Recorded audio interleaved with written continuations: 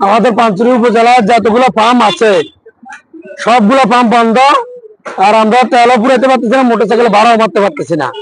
ভাড়া না মারলে আমরা কিভাবে চলবো? সামনে একটা ঈদ, আমাদের দুঃসময় যাইতেছে। এখন কোন পাম্পে এক এক কেজি তেলও নাই, সবগুলো পাম্প বন্ধ করে রাখছে। আমরা প্রশাসনের দৃষ্টি আকর্ষণ করছি, যদি আমাদেরকে পাঁচুরি উপজেলায় তেলের সরবরাহ দেয় আমরা উপকারিত হবো, মোটরসাইকেল ভাড়া মারতে পারবো। আমি অনেকদিন যাবৎ ঘন্টা ভাড়া মারা খাই। ইদানিং পাঞ্চুরিতে তেলের খুব সংকট, অনেকগুলো ফার্ম আছে, সবগুলো বন্ধ হয়ে গেছে। কারণ আমার সংসার চালাতে কষ্ট হইতেছে। আমি কিভাবে সংসার চালাম, এটা আপনার কাছে দাবি রইল। বড় থেকে আসছিলাম, এখন পাঁচুরিতে এখন তেল নাই, এখন পাম্পে এখন তেল পাইলাম না, এখন গাড়ি কিভাবে চালাবো এখন বুঝতেছি না। অকটেনের জন্য আমরা সিএনজি রীতিমতো চালাইবার মতন পরিবেশ নষ্ট হয়ে যেতেছে, অকটেন পাওয়া যাইতেছে না। এখন এই অকটেনের জন্য গাড়ি চালাইতে পারতেছি না। আমাদের সংসার এখন কি পর্যায়ে হবে, কিভাবে চালাবো আমরা চিন্তা করতে পারতেছি না। আমাদের পাঁচুরিতে অকটেন কম পাওয়াতে আমরা গাড়ি চালাতে ঠিক মতন পারছি না। সামনেতে গাড়ি চালাতে পারবো কিনা তাও জানি না। ওরাও অকটেন দিচ্ছে না আমাদেরকে, দোকানে গেলে নাই বলছে। পাঁচুরিতে ডিজেলের সংকট, পাঁচুরি থেকে আমরা ডিজেল নিতে পারতেছি না, গাড়ি চালাতে পারতেছি না।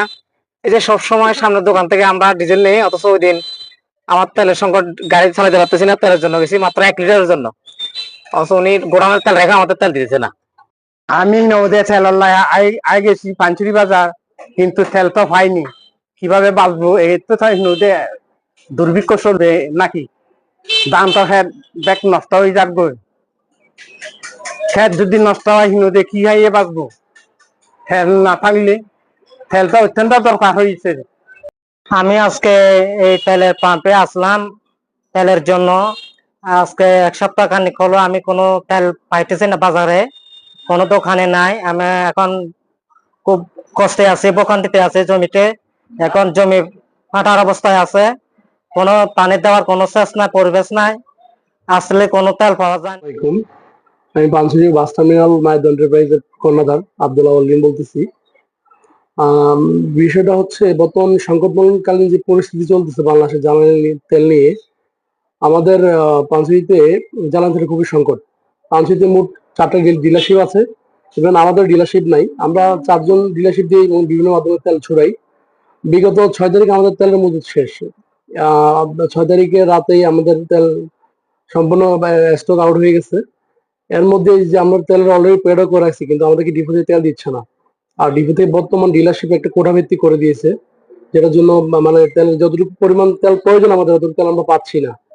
এটা নিয়ে আমরা আসলে প্রশাসন এবং ঊর্ধ্বতন কর্মকর্তা যারা আছে সবাইকে আহ্বান জানাবো, কোনোভাবে যদি একটু আমাদেরকে তেল ম্যানেজ করে বা ডিপোতে কোনোভাবে কথাগুলো এনে দেওয়া যায় কিনা, তাহলে হয়তো আমাদের জন্য বা উপকার হবে এবং জনগণ উপকার পাবে, এই বিষয়টা আশা করি।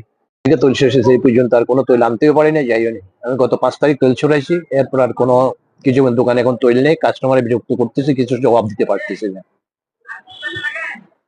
অর্ডার করছেন?